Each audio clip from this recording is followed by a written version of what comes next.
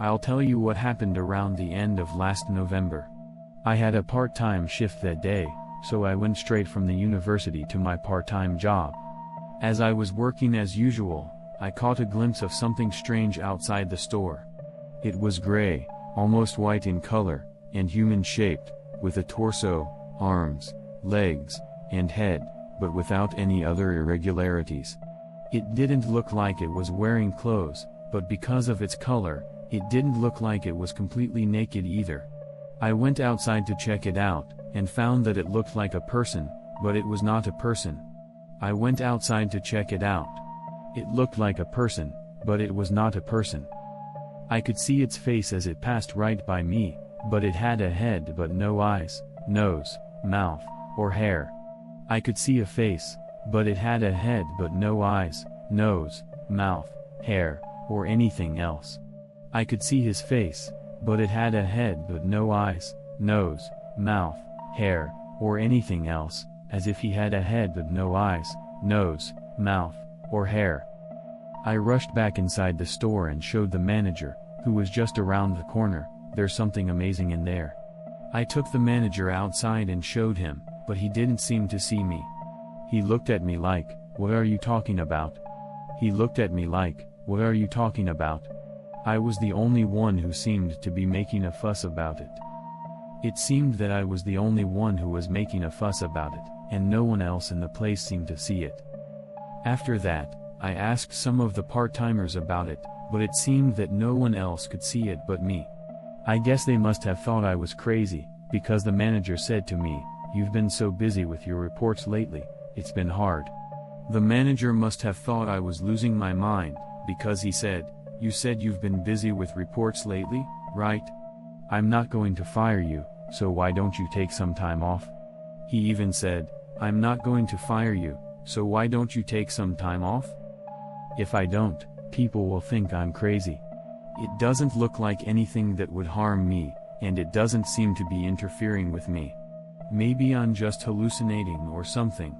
So, for the time being, I decided to not care if I see it and told the manager and others that it was just a joke and I should not care. I told the manager and others that it was just a joke and not to worry about it. For the next few days, I continued to pretend that I couldn't see it and didn't care.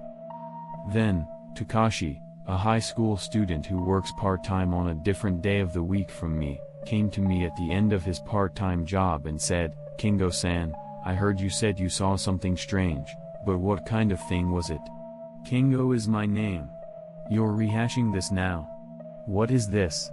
Is this some new kind of harassment?"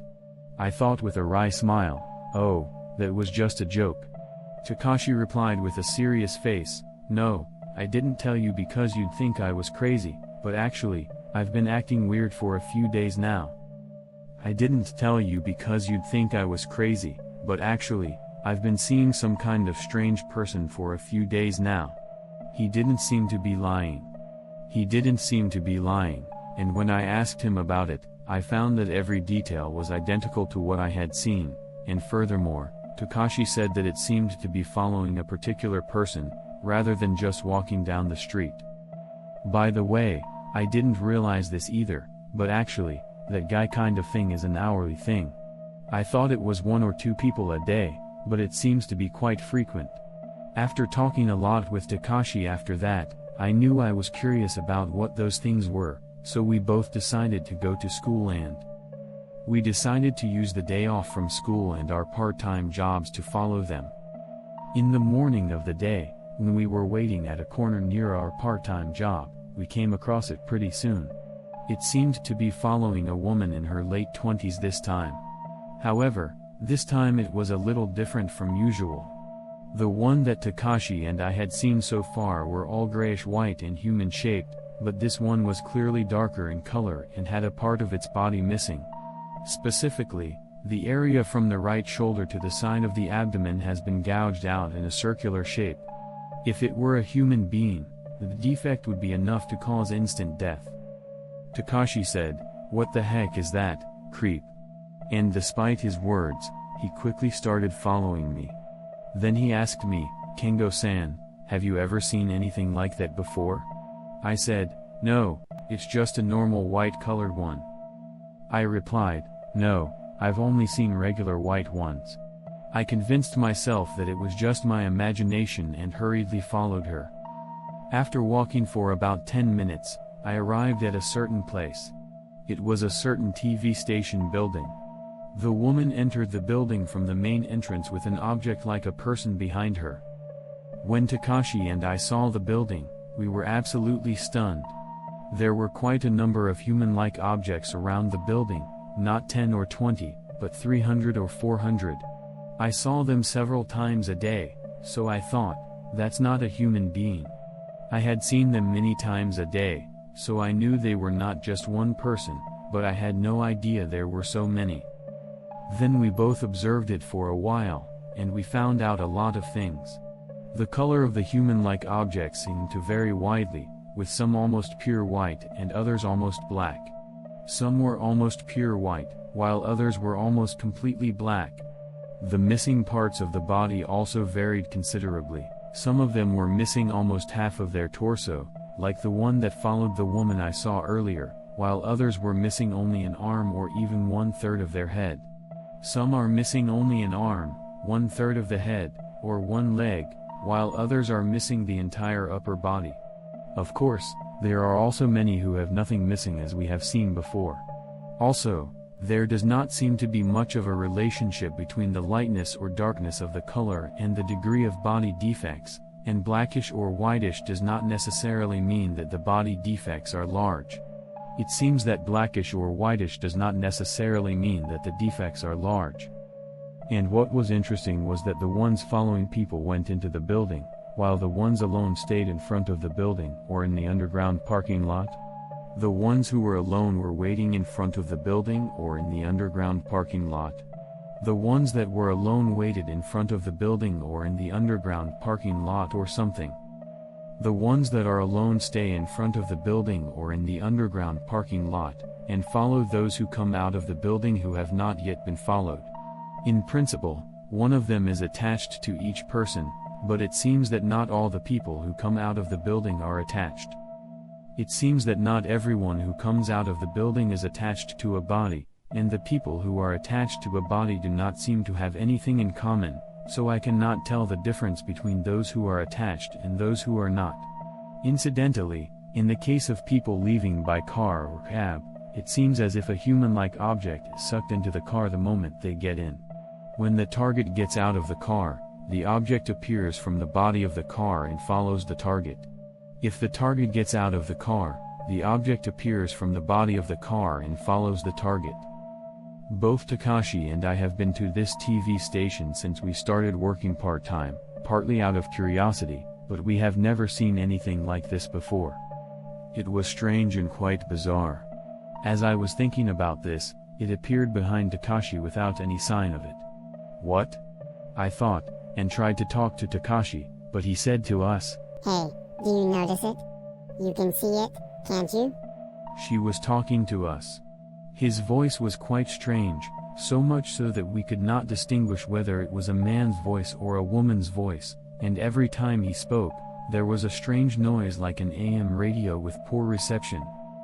Takashi was clearly upset and tried to turn around, so I hurriedly pulled his arm away from the guy behind him and told him in a whisper, "Don't answer anything and don't turn around, all the rest of the communication will be done by email."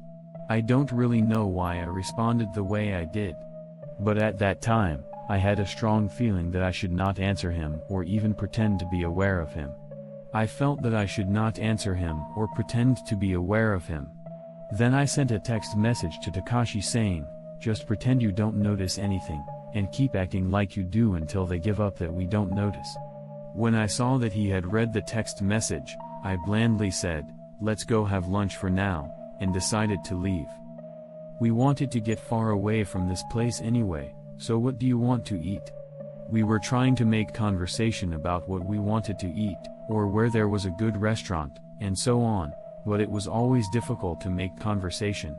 We kept forcing each other to start a conversation and then immediately break it off, while the human-like object behind us kept saying, "Hey, you can see me, right? You're aware of it, right?" And, Don't ignore me, answer me, I know you know.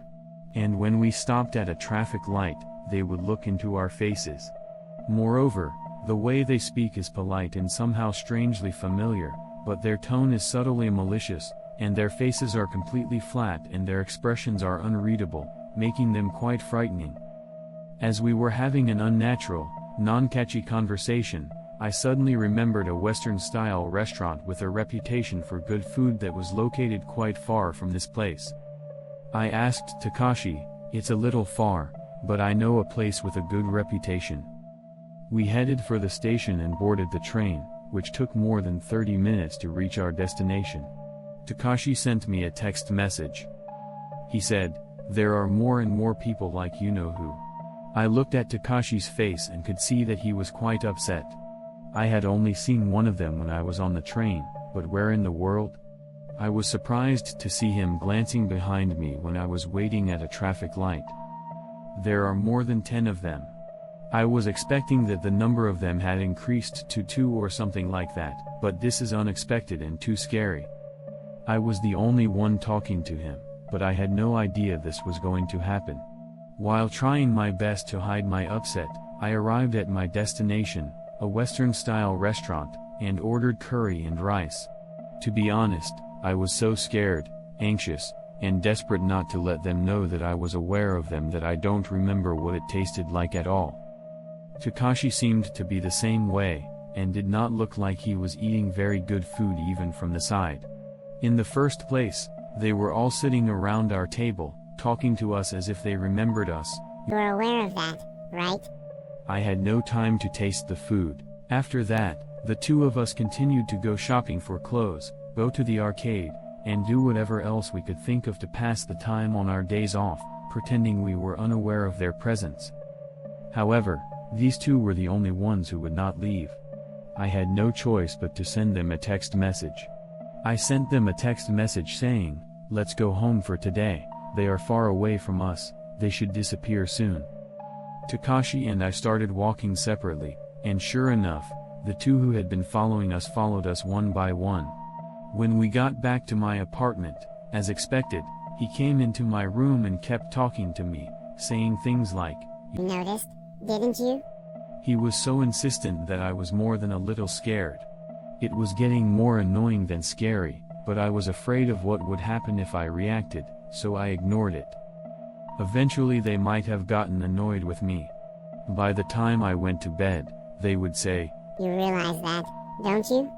Answer me now." Their words gradually became rougher and their frequency of talking increased. But when it came time to get into bed and turn off the light, he gave up and said, "What, you haven't noticed?" and disappeared from the room. I was relieved and was about to go back to sleep when Takashi called me.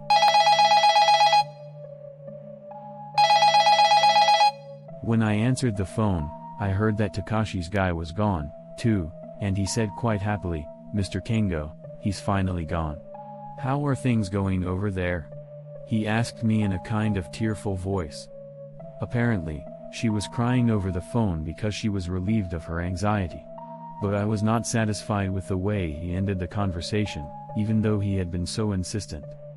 I said, "Takashi, calm down. We don't know what's going on yet, so let's wait and see," to which he replied, "It's all right now." He said something strange at the end, something like, "If only I had known." At that moment, I heard Takashi's voice over the phone, "Oh." And the phone went dead. I called Takashi's cell phone with a redial number, but no matter how many times I called, he did not answer. I couldn't sleep in this state, nor could I relax with the possibility that they might still be there, so I decided to pass the time by playing games and surfing the internet until morning. I still had some time left before my lecture at the university, so I decided to go to my part-time job to ask for Takashi's address. When I arrived at my part-time job, the manager was there and I told him about Takashi's strange behavior last night. When I asked for his address so that I could go check on him, the manager replied, "No, it seems that he was pinned under a bookshelf in his room yesterday, and although his life seems to be in good condition, he was hospitalized." His mother just called me to tell me that he won't be able to work for a while because of that. He gave me the name of the hospital where he was admitted and the number of his room. That evening, I rushed to the hospital where Takashi was staying to visit him. It seemed that he had hit his head, but it was nothing serious. He was going to be hospitalized for a few days for tests, but after that he would be discharged, so it did not seem that serious. I tried to ask him what had happened last night, but Takashi and his mother told me that he seemed to be suffering from short-term memory loss due to the blow to the head. They said that he had a kind of short-term amnesia due to his head injury, and that he could not remember anything that happened during the whole day yesterday. But it was obvious that it really wasn't just a memory of yesterday. Because I asked him about the person-like thing, but he said he didn't know anything about it. Even though he had known about it before yesterday. Rather than saying that his memory of yesterday had slipped away, it would be more correct to say that his memory of something human-like had completely slipped away. Did they do something to me after that? But other than that, there was nothing strange or unnatural about it. Other than that, there was nothing strange or unnatural about Takashi. He was just a normal, usual Takashi. By the way, Takashi was discharged from the hospital in about 3 days and returned to his part-time job right away, and nothing strange has happened since then. And as for the person-like thing, I had been able to see it for a while after that, but before I knew it, I couldn't see it anymore. I haven't heard any more of those voices stalking me since that night, so I guess I am safe now. What I am wondering is what was that thing in front of the TV station in large numbers? After all, its identity and purpose are still unknown to this day. There is no doubt that they were a nasty presence by the way they were behaving, but there is no way to confirm it now. This concludes this story. Thank you for listening to the end.